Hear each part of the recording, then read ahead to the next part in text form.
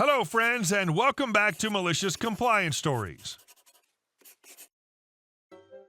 Wow, what a story. It's insane to me how anyone can be so ungrateful and petty over free boots for a child in need. Wow. But before we begin, don't forget to subscribe to our channel if you're new here and turn on notifications so you don't miss a new video every single day. Here we go. Lady called the police because we wouldn't exchange her free shoes. I work at an independent children's shoe store which partners with a local charity to give free shoes to children from low-income families. For whatever reason, these customers are usually rude, entitled, and downright insane at times, but this one might take the cake. Prologue.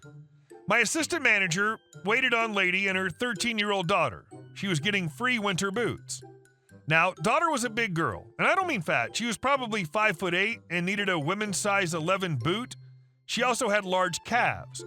Assistant manager managed to find one boot that fit daughter comfortably. The rest wouldn't even zip up her calves. But hey, the one is a nice waterproof winter boot rated to minus 40 degrees Celsius with a faux fur cuff. Not bad, especially for a Canadian winter. Lady and daughter were pleasant and left happily, thanking assistant manager for his time. The event. A few days later, we got absolutely smashed by customers, both paying and charity. I'm talking 6+ families in the store with 2+ kids each and only 5 people, the 2 owners, assistant manager, coworker, and myself on the floor. I'm waiting on a customer when I hear one of the owners, hereby called Brash Owner compared to his partner, Meek Owner, raising his voice slightly, clearly frustrated. Lady was there with daughter and the boots in hand. Brash Owner, look, I don't know what to tell you. I can't exchange those for you.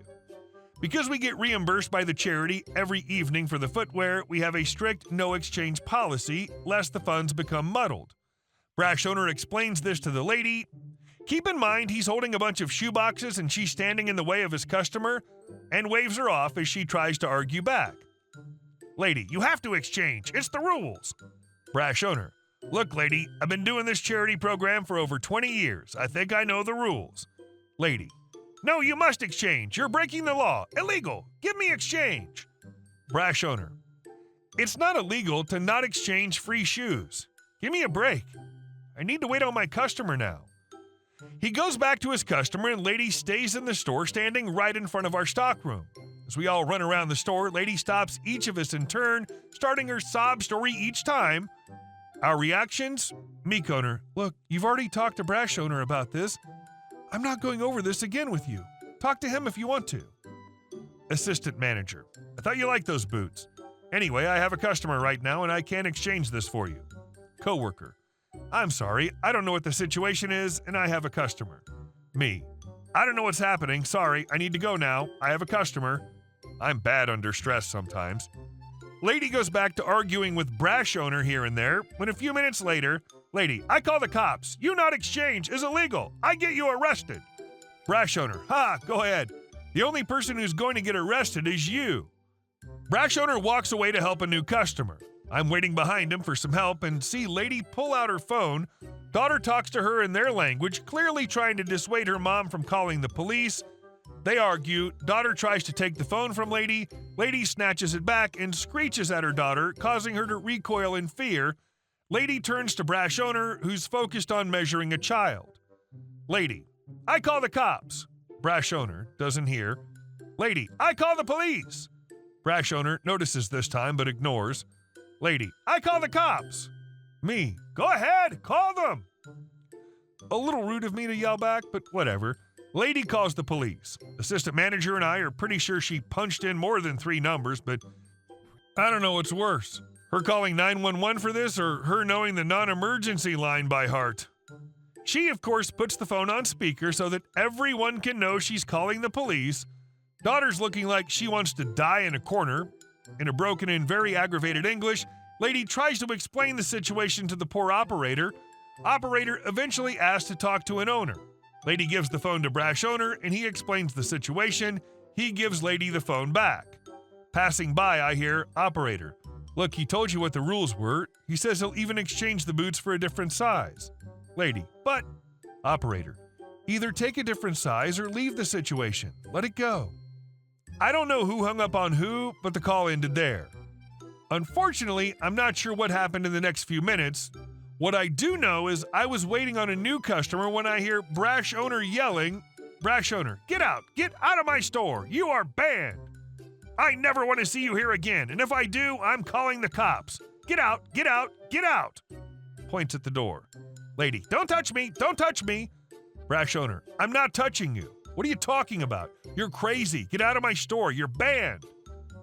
And the day was saved. Oh, except she came back the next day. And our second story. I fired my husband's boss's 17-year-old daughter from my flower shop. My husband and I have been married for 8 years. He works in computer science at a large company. My grandparents opened a flower shop many years ago. It was handed down to my parents, and now I run it. I hired Jessica as a favor to my husband's boss. To be honest, husband has really been butt-kissing lately as a much higher-paying position is going to be opening up, and he wants to get it. I know he's being considered, but he wants to know he has it in the bag. So after hearing his boss talk about his daughter needing a summer job, he jumped and said we'd love to have her at the flower shop. I could use more part-time employees, and he knew that, so I didn't mind that he's offered it to her without telling me first. Well, it's pretty much been a disaster, and she's been here a month. Here's some of what I deal with. Honestly, gave up on trying to get her off her damn phone. She only works 3, maybe 4 days a week for a few hours, but you can bet she'll call off late notice for one of those. She's careless, drops things, or steps on them, and then laughs it off thinking she's being cute. We don't have a uniform, just jeans and whatever t-shirt you can move around in. Jessica, I don't know why you think wearing a crop top to work is appropriate. Moves so slow, other manager, a good friend of mine, can't stand her. Says I need to just get rid of her. I've told my husband I can't take it anymore. He insists she only needs to be hired through the summer and she'll leave after. I guess she's a big daddy's girl and is an angel in the eyes of my husband's boss. I've tried to talk to her, but nothing seems to work. So I fired her. She made a scene and threatened to fire my husband as if it were in her power. And our next story. Raw milk is dangerous. I can't believe you'd even sell it. Quick background. We're a local organic farm. We sell local organic products. This includes delicious raw Jersey milk from the creamery down the road. They pasture raise their cows, take excellent care of them and the pasture, etc. A tourist, AL for Angry Lady, and her friend walk in. See, we sell raw milk, and AL's friend asks about it.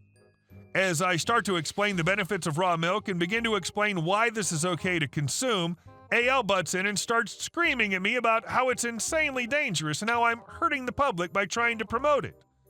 So I'm pretty well educated on the subject, and because I can literally drive by and see how these cows are being raised, know the owners, and are aware of their pathogen testing, safety precautions, etc., I start explaining all the reasons why she's wrong about this particular raw creamery. But she keeps screaming at me as if I'm magically going to agree with her. Her friend, embarrassed, wanders to the ice cream freezer and finds a local ice cream made with that very same raw cream.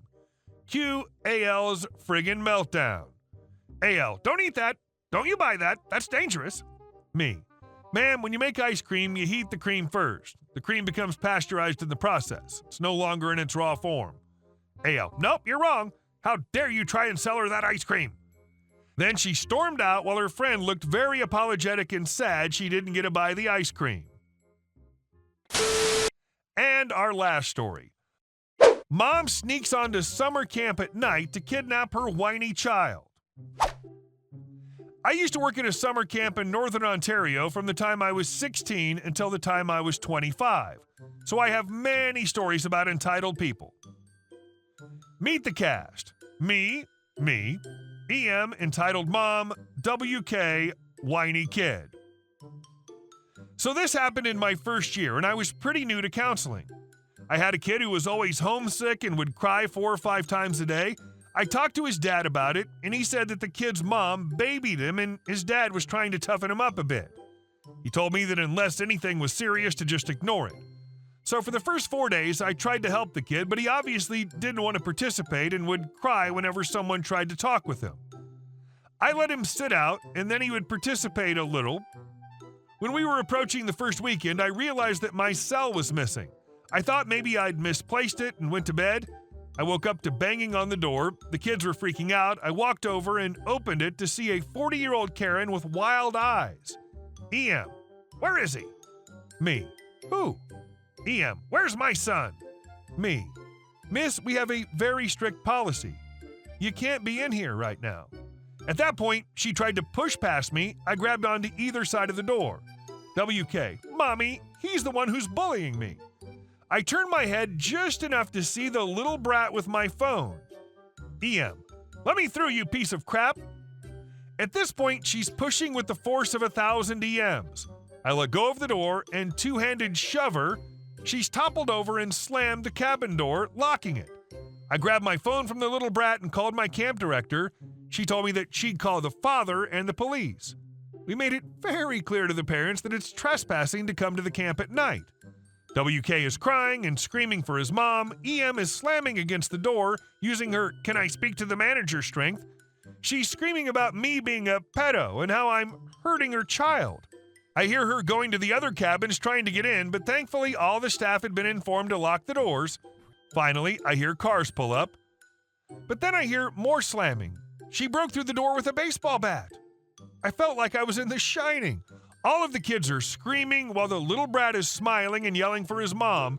I pushed all the kids into the bathroom and told them to lock the door behind them. I grabbed a broom, waiting to do battle with this evil being. But just as she was getting the door open, 2 police officers tackled her to the ground outside. Her face was purple and she looked a lot like Grimace. EM, my baby! No, let me see him! The cops dragged her away. I was later informed that the father and mother had divorced. They had shared custody, but the mother was mentally unbalanced. She was later admitted to the mental hospital. The kid isn't much of a brat anymore as dad has full custody. Hey guys, thank you all for watching the video. I'll see you in the next one.